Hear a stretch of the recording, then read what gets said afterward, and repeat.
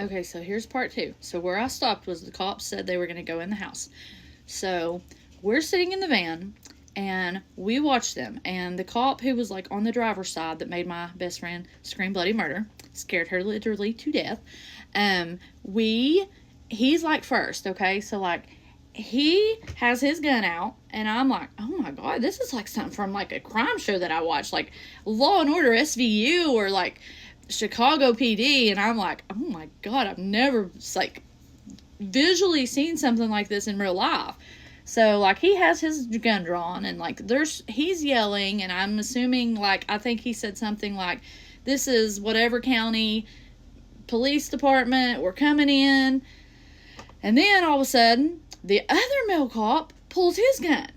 So like I'm like, oh my god, is there someone in that house? What is happening? So like they open the door, we tell them, the code. They open the door.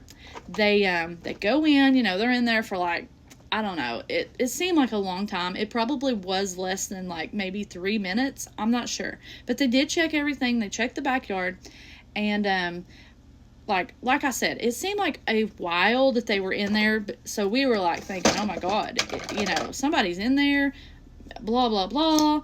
This is traumatic. We're freaking out. So they come back out. They come to the van and they tell us, hey, we went through everything. Everything seems to be, in place. Like you guys said, I don't really notice anything moved. Everything is locked up now, and there's nobody in there. Okay, so we're like, okay, well, thanks for coming, sorry, for the false alarm. And they're like, oh no, everything's fine, you're fine, sorry for screaming and traumatizing you with that blood-curdling scream that lasted what seemed like forever. And anyway, so they leave. So like we get out, and I do need to backtrack because I need to tell you one little funny detail.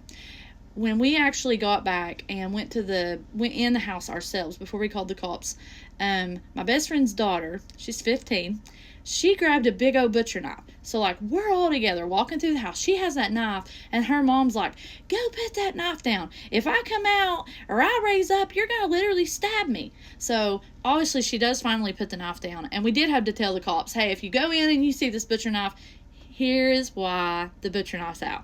And, like I said, they were probably thinking we were like, these crazy women tourists, why do they come here? Blah, blah, blah. I mean, you just go over every scenario in your head of what people are really thinking.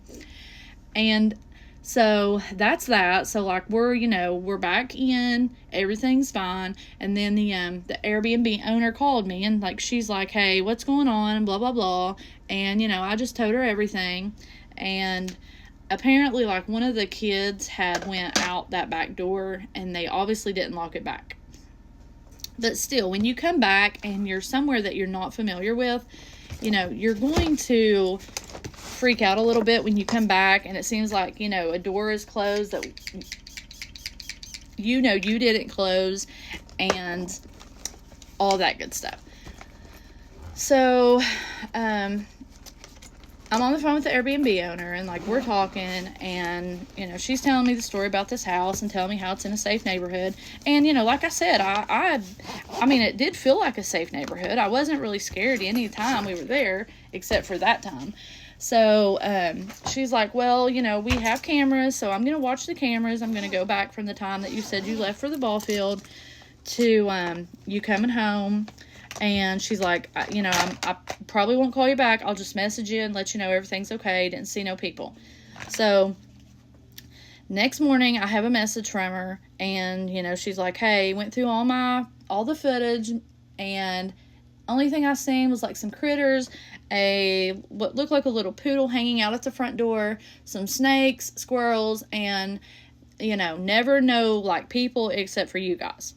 So I was like, okay, sorry for the false alarm. We just kind of got freaked out. And, she was just like, well, make sure, you're checking the doors before you leave, which, I usually always do, but, I didn't really feel like I had to do that. But anyway, from the rest of the week, we always made sure, like, I literally told the kids, don't go out this door back here in the laundry room.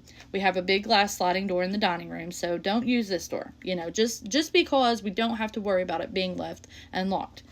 So, anyway, that was story number 1 from Vero Beach of something wild happening that you wouldn't think would ever happen to you while you're on vacation. But I will have another story from Vero Beach, but I'll probably wait till tomorrow for that one. So, you guys have a great day.